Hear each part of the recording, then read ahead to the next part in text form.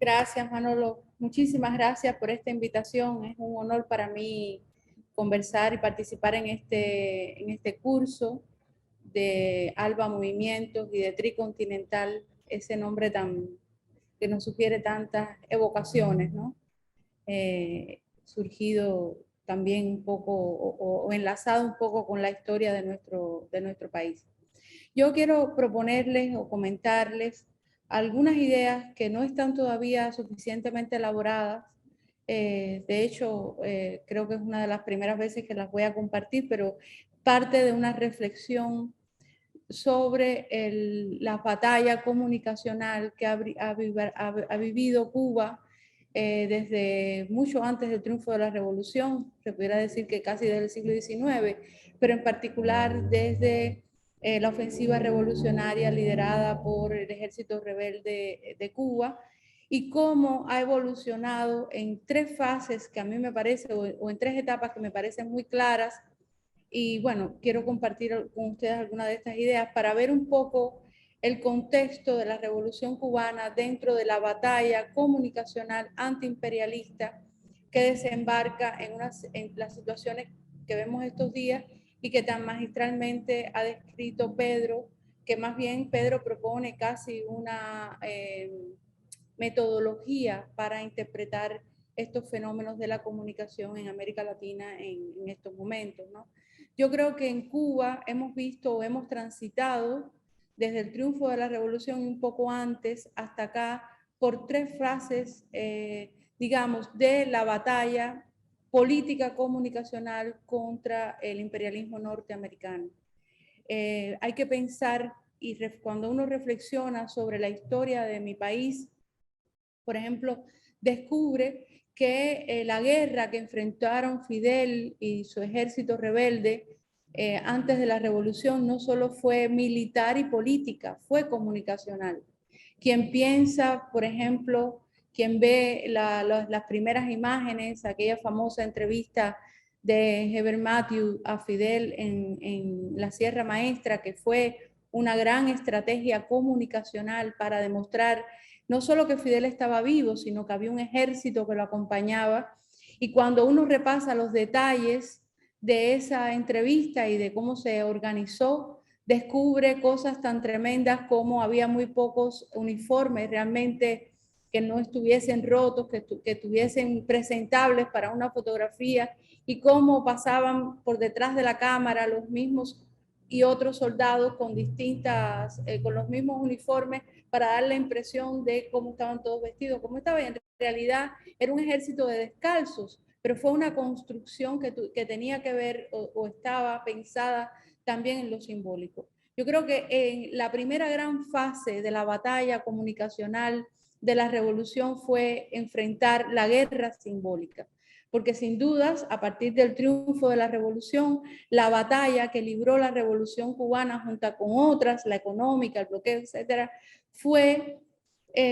tratar de enfrentar y disputar la guerra por eliminar ese símbolo épico de la revolución cubana construida en esos primeros años. Y eso empezó en el primer día de la revolución cubana, mucho desde antes, pero factualmente desde el primer día. Aquí en el documental que nos ponían antes, que también nos emocionó mucho ver a Fidel y ver a Chávez, como dice Pedro,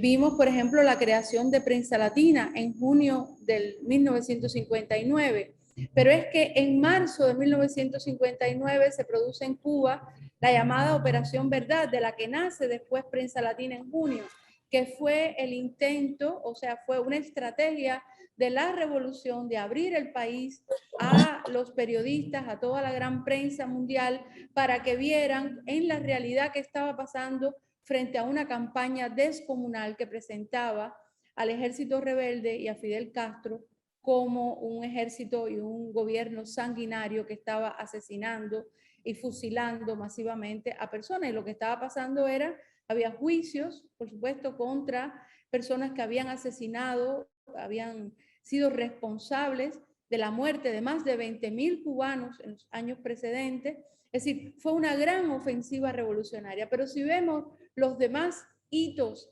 comunicacionales de esos primeros años vamos a ver cosas extraordinarias, como por ejemplo se produce la primera gran invasión del imperialismo en América Latina, en Girón, en el año 61, con la declaración unos pocos días antes, unas horas antes de esa invasión del carácter socialista de la Revolución Cubana, y termina la derrota en 72 horas,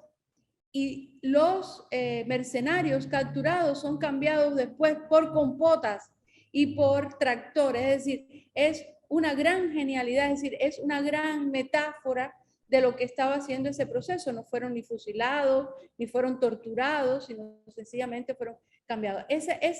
Esos elementos de esa guerra y esa disputa simbólica se va a producir desde entonces hasta nuestros días. Y es, de alguna manera, no me voy a detener tanto porque quiero hablar un poquito más de las fases que vienen después, que vamos a estar viendo hasta este momento, es esa disputa por ese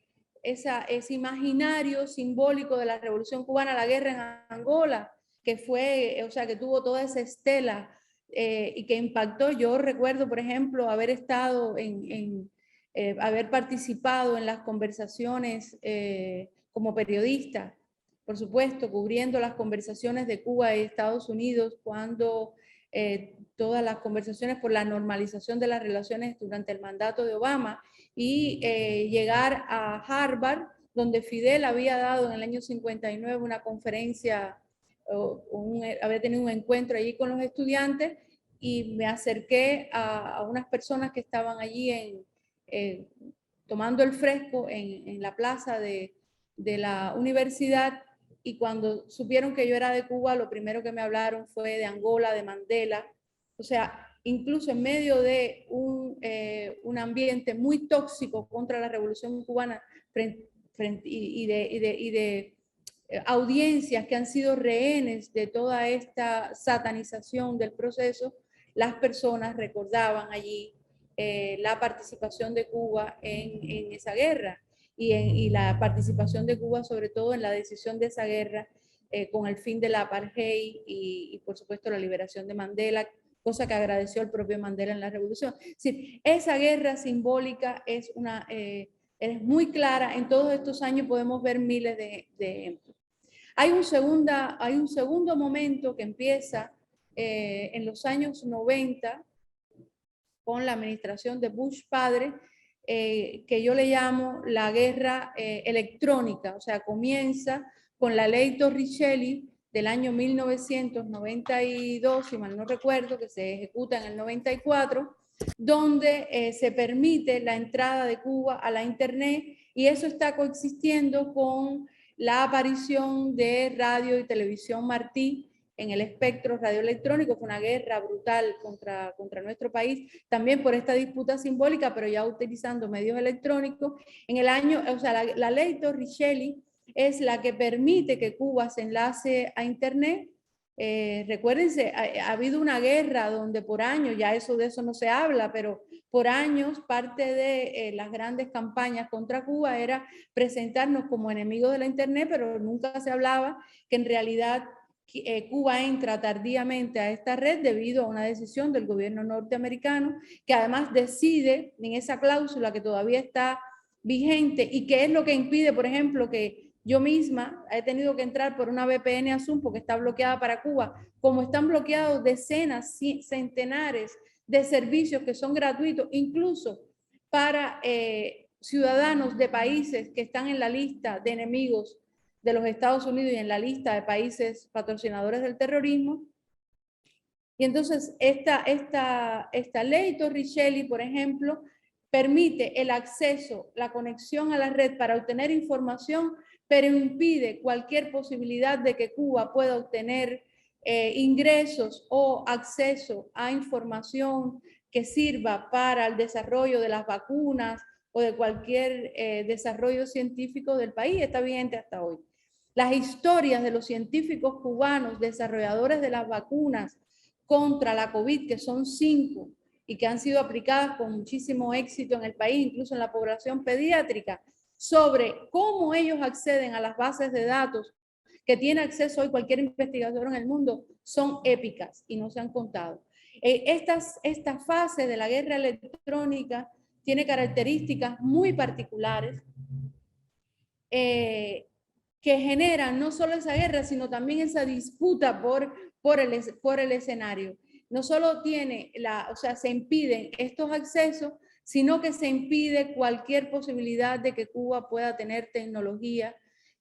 como computadoras y cualquier otro soporte informático que tiene que adquirirlos en poblaciones muy extensas, muy lejanas, perdón, y que genera toda una tensión también económica para el país y de desarrollo para el país, sino que se da en un contexto muy interesante. O sea, estamos accediendo, la primera conexión de Cuba a Internet, a la red internacional,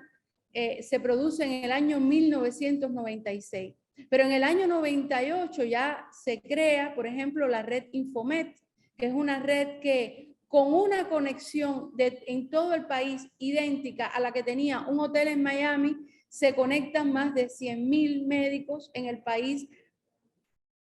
creando incluso nuevas tecnologías para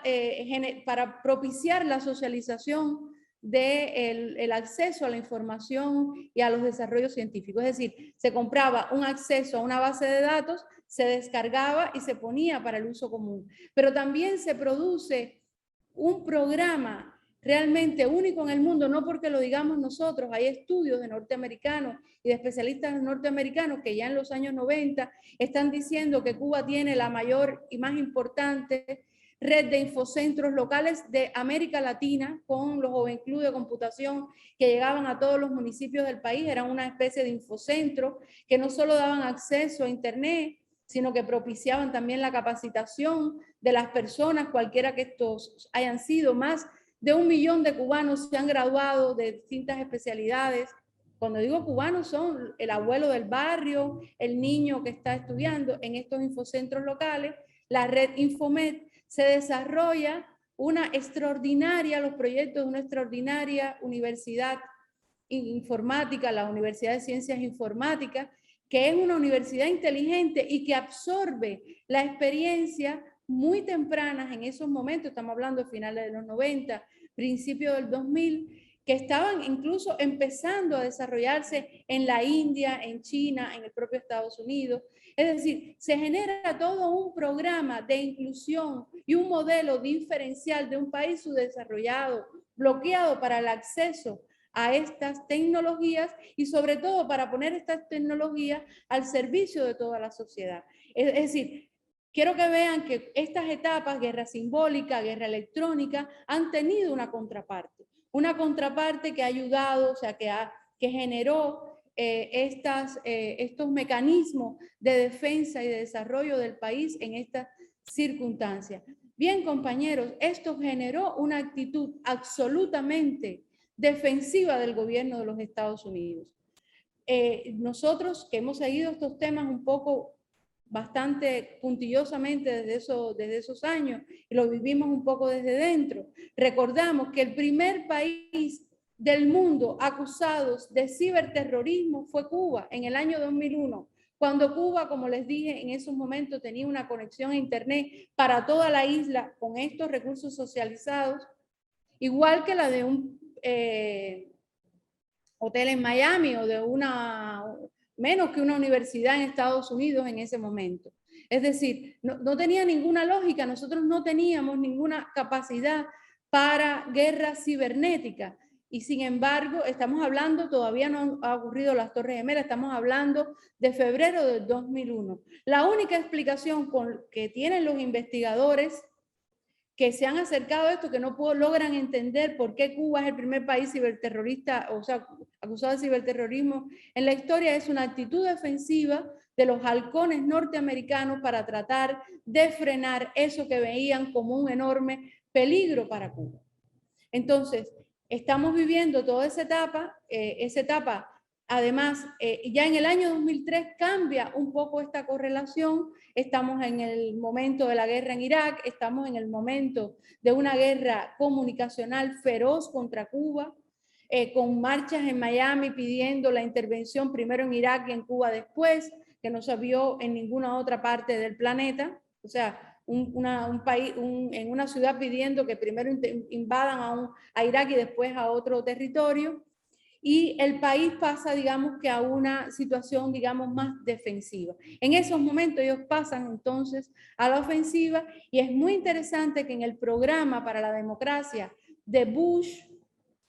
del año 2003 ya empieza entonces a organizarse todo un sistema para, de manera clandestina o abierta o como fuera, crear redes internas que disputen en esta guerra electrónica el territorio, el sentido común en el país. Aparecen proyectos como el de Alan Gross, que fue una red pagada por estos programas clandestinos contra Cuba, que son multimillonarios. Aparecen los programas públicos de más de 20 millones de dólares mensuales del Departamento de Estado para la intervención en el espacio público del país, y van empezando a partir de ese momento a encaminar todos los recursos para la subversión o el llamado cambio de régimen, de la entrega a organizaciones contrarrevolucionarias fabricadas básicamente de Estados Unidos sin ninguna fuerza, pero que sirven para la retórica de la violación de Cuba a los derechos humanos, o sea, para la guerra simbólica, hacia el escenario digital. Y es lo que vimos entonces a partir de ese momento hasta la administración de Obama, que no cambió, sino que todo lo contrario, ahí privilegió la creación de un sistema de medios privados que emergen en ese momento y que también dialoga con una circunstancia en Cuba de debilidad, de comienzo de ciertos elementos de debilidad del sistema de comunicación del país, del sistema público, que todavía no se acaba de adaptar a la transición al escenario de la convergencia mediática. Y a partir de la administración de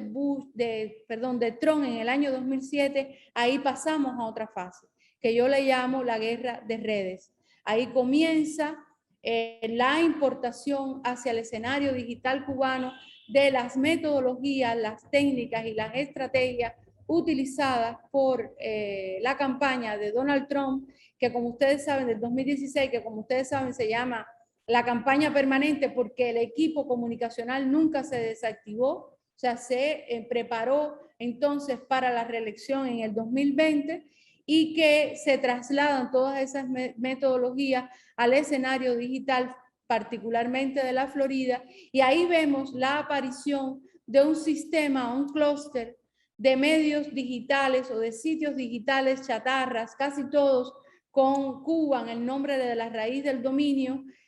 anclados, o sea, como una especie de brazo ejecutor de una campañas muy tóxicas, y que empiezan a gestionar desde las redes sociales, particularmente de Facebook, la gran segmentación de las audiencias cubanas que ya se está incorporando masivamente a la Internet. Y es lo que estamos viendo ahora, que es la guerra simbólica, la guerra electrónica, y la conjunción de las metodologías creadas por Obama durante su administración, que fortaleció el sistema de medios privados, una artillería muy potente con determinadas características hacia Cuba, junto con estas guerrillas digitales y esta guerra digital muy tóxica, muy perversa, que en 2 años ha realmente erosionado el capital simbólico de la Revolución Cubana, o ha intentado erosionar el capital simbólico de la Revolución Cubana, y que tiene detrás metodologías científicas de disputa del espacio público, de campañas quirúrgicas contra determinados sectores, de campañas contra un solo individuo, el presidente Díaz-Canel, que es una cosa absolutamente feroz, y que tiene también una capacidad de adecuarse a las tácticas. Por ejemplo, lo que hablaba Pedro, lo que pasó en 27 de noviembre del 2020 a el 15 de noviembre del 21, en el medio con este proceso emergente el 11 de julio, de alguna manera la expresión de todas estas redes era sobre las plataformas de manera superficial, es decir, Facebook sobre todo tuvo un papel muy importante. Hay un artículo extraordinario de Meet the Press donde habla que se insertó dentro de los grupos de Facebook donde se estaba generando o se estaba propiciando o se hacía llamados continuos a la desobediencia civil. El propio Mindepress llegó a la conclusión de que este tipo de táctica no es legal dentro de los Estados Unidos. O sea, en Estados Unidos usted no puede por la red superficial estar incitando a alguien desde un país extranjero, estar incitando a una rebelión interna que no tiene nada que ver con lo que pasó en el Capitolio. Estamos hablando de personas que están fuera del territorio nacional. Ni siquiera tiene que ver con las acusaciones que le hacen a Rusia de su supuesta intervención en las elecciones en el 2016 en Estados Unidos, sino este ejército de individuos militantes de todos estos procesos, algunos incorporados orgánicamente, otros pagados para dirigir estos procesos. Y bueno, hemos visto que a partir del 15 de noviembre han pasado hacia otra táctica. Lo que estamos viendo ahora son guerras de guerrilla que están acosando a personalidades públicas, actores, activistas sociales, espacios, plataformas donde se generan accesos, o sea, por ejemplo, como TripAdvisor para viajes a hoteles a Cuba. Es decir, es guerrillas digitales, incluso utilizando la internet profunda y algunos espacios de la ultraderecha norteamericana como GERD, desde donde se están organizando. Entonces, digamos, este es el escenario, muy rápidamente, no me quiero pasar del tiempo, queda un minuto, que hemos visto. Sí, yo quiero ya pasar al tema de qué hacer un poco. En lo que estamos nosotros ahora enfrascados. En primer lugar, el fortalecimiento del sistema de medios públicos en Cuba. Lo hemos discutido mucho en los congresos de la UPEC. Creemos que es esencial. En generar articulaciones internacionales que puedan ayudar a romper algunos elementos del bloqueo que nos están impidiendo la visibilidad. Nosotros hemos hecho estudios, por ejemplo, con Instagram, una nota publicada en Instagram desde Cuba, en una cuenta cualquiera, tiene 50% menos rendimiento que esa misma nota publicada en Instagram o esa fotografía fuera del país. Es decir, evidentemente hay algoritmos que con la complicidad de las plataformas están limitando nuestra expresión en la red. Necesitamos también pasar a ofensivas en redes organizadas con la cultura de Internet y sobre todo necesitamos mucha ciencia y también algunos procesos que vayan generándose en América Latina que fortalezcan la soberanía en estas redes. Entonces era lo que quería compartir. Muchísimas gracias. Discúlpenme un poco no sé si fue un poco incoherente o dispersa en la presentación, pero era lo que quería compartir con ustedes. Muchísimas gracias.